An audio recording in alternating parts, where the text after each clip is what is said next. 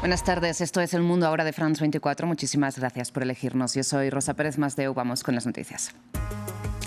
Rusia causa al menos 8 heridos en Ucrania con una nueva oleada de más de 600 drones y 50 misiles. La mayoría fueron, eso sí, interceptados por las defensas antiaéreas. Y Moscú denuncia que Kiev lanzó 116 drones contra su territorio. La OEA pide a Honduras agilizar el conteo de los resultados de las elecciones del pasado domingo. El escrutinio sigue al 88%, con menos de un punto de diferencia entre el conservador Narrias Fura, apoyado por Donald Trump, y el liberal Salvador Narrala, que denuncia fraude electoral. Y en Venezuela murió el opositor Alfredo Díaz, de 51 años, bajo custodia de las autoridades del Estado. El exgobernador de Nueva Esparta estaba detenido desde hace un año y a esta hora el gobierno todavía no se ha pronunciado sobre el caso.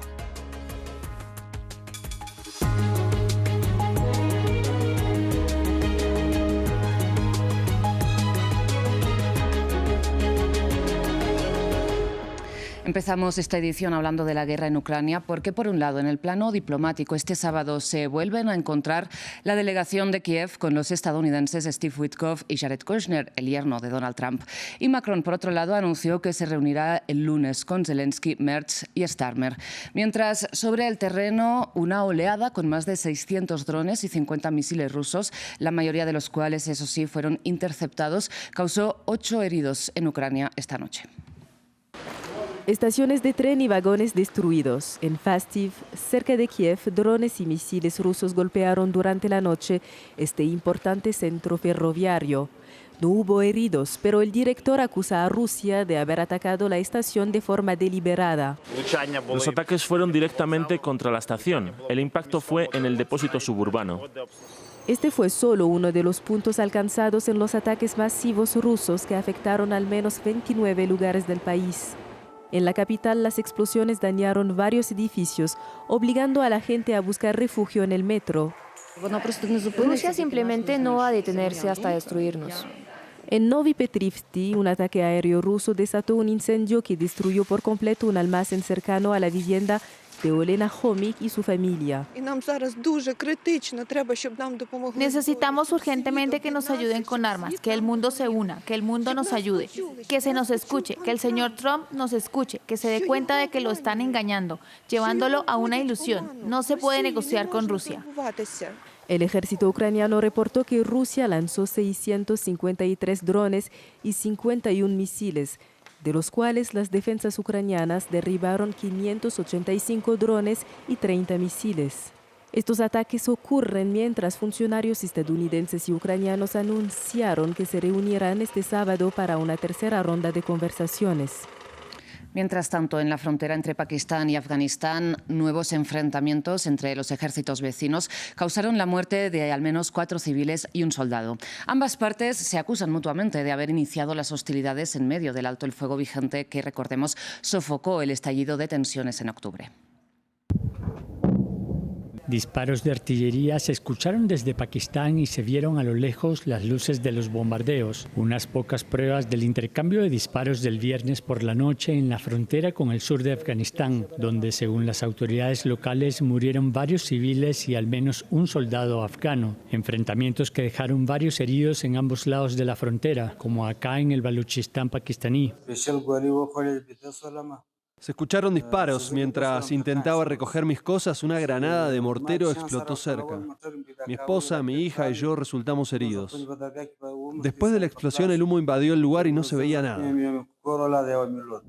En las redes sociales, el portavoz de los talibanes afganos y del gobierno pakistaní se culpan mutuamente. Ambas partes habrían acordado cesar los enfrentamientos durante la noche, pero la tensión entre los antiguos aliados sigue siendo muy alta. Islamabad reprocha a Kabul que apoye y dé cobijo a grupos terroristas que cometen atentados en su territorio, entre ellos los talibanes pakistaníes, como ocurrió el pasado 25 de noviembre en un atentado en Islamabad que mató a 12 víctimas.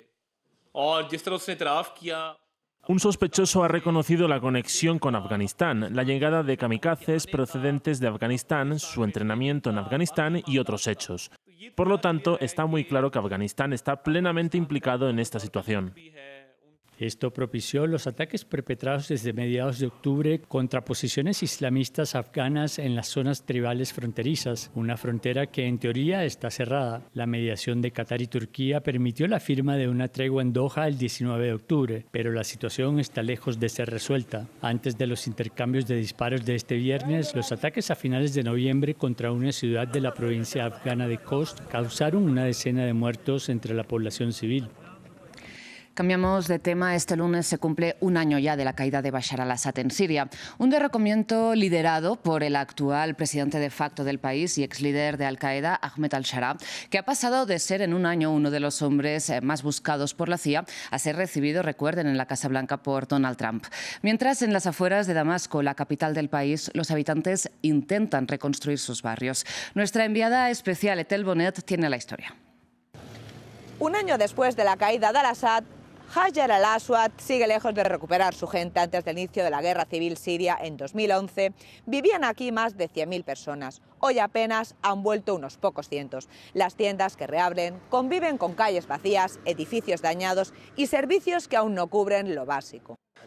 Hemos regresado porque esta es nuestra zona de origen, donde crecimos y queremos contribuir a su reconstrucción. La situación es difícil, pero recibí apoyo de una asociación civil para abrir este comercio y empecé desde cero. Nuestras casas también están aquí, en el mismo barrio. Los habitantes de esta zona regresan de manera constante. Por eso inauguré mi centro y mi almacén para reconstruir mi vida en el lugar donde me crié y acompañar el retorno de la comunidad. En el interior del barrio la destrucción es mucho mayor. Muchas viviendas siguen inhabitables y la reconstrucción avanza despacio, casi a cargo de los propios vecinos. Las nuevas autoridades aparecen poco por esta zona y sin apoyo ni recursos suficientes, la mayoría de las familias que vivían aquí aún no pueden regresar. Crecí aquí y estas obras de restauración las hago con recursos propios, sin la ayuda de organizaciones ni entidades externas. Mi situación es aceptable, pero sé que hay personas cuya situación es mucho más difícil. Ruego a quien pueda ayudarnos que lo haga, para que podamos habitar este lugar. Aquí no hay electricidad ni condiciones mínimas para vivir dignamente. La situación eléctrica es muy deficiente, por eso muchos tardan en regresar. Si los servicios estuvieran completos, se vería un movimiento amplio de la población en la zona. Un año después del cambio político, los suburbios del sur de Damasco siguen siendo una prueba pendiente para las nuevas autoridades. Prometieron facilitar el regreso de los desplazados, pero aquí esas promesas apenas se ven. Con servicios irregulares y obras dispersas, el retorno masivo es imposible hasta que este barrio recupere condiciones mínimas. Cambiamos de tema, seguimos en la región, vamos a Tel Aviv, donde decenas de personas exigieron una investigación del gobierno de Benjamin Netanyahu sobre sus responsabilidades en los ataques del 7 de octubre. Bien, los manifestantes señalan que mientras el ejército ha iniciado su proceso de rendición de cuentas, no ha pasado lo mismo entre la clase política. Por otro lado, en la Franja de Gaza, donde debe iniciar próximamente la segunda fase del plan de Donald Trump, Hamás insiste en que está dispuesto a desarmarse, pero cuando Israel acabe con su ocupación del territorio palestino. En paralelo, el canciller alemán Friedrich Merz aterrizó en Tel Aviv, donde fue recibido por el ministro de Exteriores israelí, hablamos de Gideon Sa'ar, que lo calificó de textualmente amigo de Israel. De Israel vamos hasta Sudáfrica porque la policía confirmó que son 12 las víctimas mortales de un tiroteo en un bar clandestino en las afueras de Pretoria.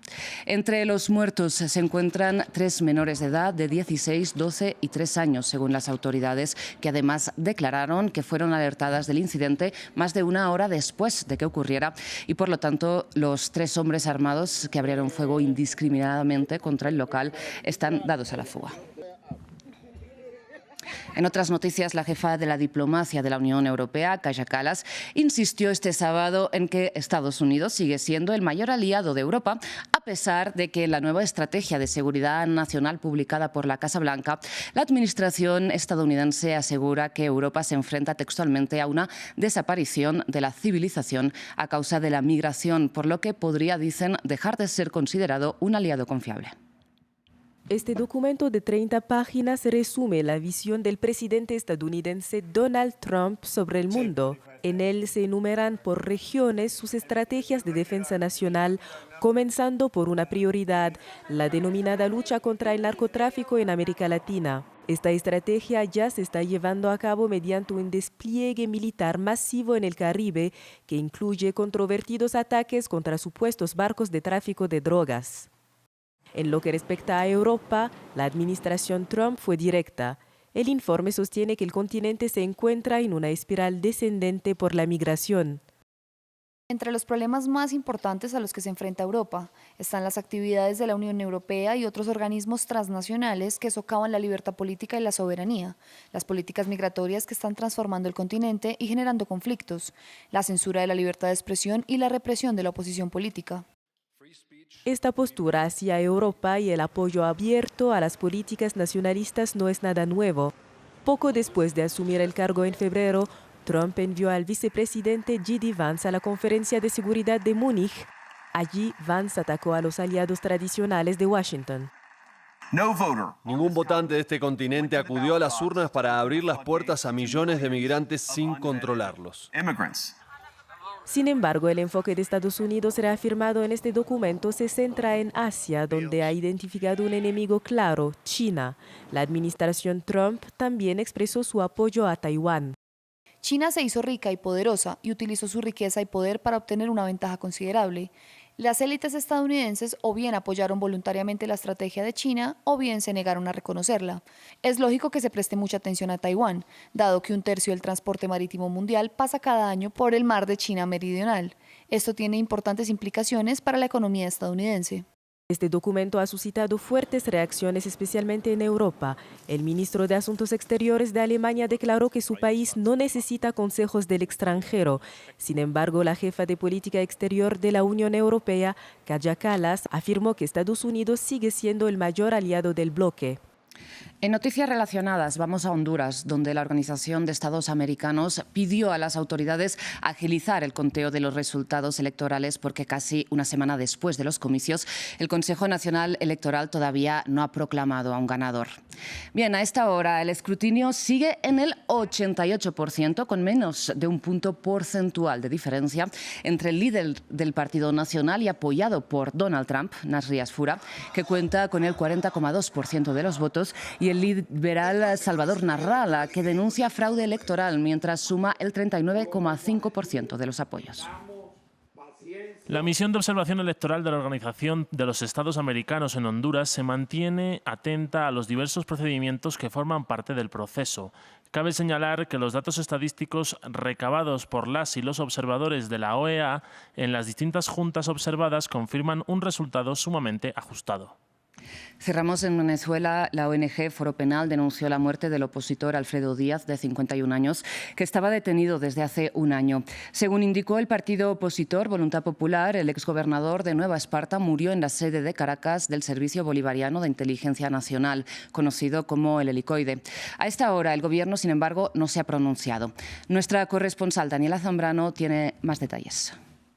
Alfredo Díaz es un político del estado de Nueva Esparta que ejerció varias veces como concejal, fue 2 veces alcalde del municipio Mariño y también gobernador de esa entidad. Su esposa, Lenis Malavé, anunció el fallecimiento a través de redes sociales y exigía explicaciones al Estado, pues él se encontraba recluido en la sede del Servicio Bolivariano de Inteligencia desde hace un año. De hecho, la ONG Foro Penal denunció que durante ese año estuvo aislado y que solo en una oportunidad se le permitió la visita de una de sus hijas. Alfredo Romero, director de esta ONG, escribió: es indignante. El Estado es responsable de la salud de la persona bajo custodia. A través de redes sociales ha habido muchos cuestionamientos y pronunciamientos de políticos y de partidos, y el común denominador es responsabilizar al gobierno de lo sucedido. El exalcalde metropolitano Antonio Ledesma dijo que fue un infarto producto de una condición cardíaca, sin embargo, esto no ha podido ser confirmado. Según el Observatorio Venezolano de Prisiones, desde el año 2015, al menos 22 presos políticos han muerto bajo custodia del Estado y la mayoría de ellos por falta de atención médica. Esta es una denuncia recurrente de los familiares de quienes todavía se encuentran en prisión. Y con Alfredo Díaz ya son 10 las personas fallecidas bajo custodia del Estado en el último año. Según cifras del Foro Penal, a la fecha todavía hay 887 presos políticos, 85 de ellos de nacionalidad extranjera.